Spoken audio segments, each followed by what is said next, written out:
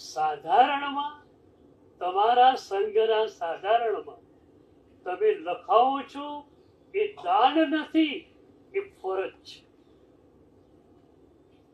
That's the duty and you have to perform your duty.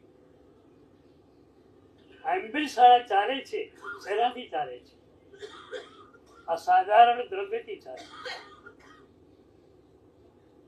તમે પ્રવચનમાં આવો એ પહેલા આ હોલ સાફ થયેલો હોય, ખુરશીઓ બધી જ ગોઠવાયેલી હોય, જાજમ ગોઠવાયેલી હોય તમારા માટે.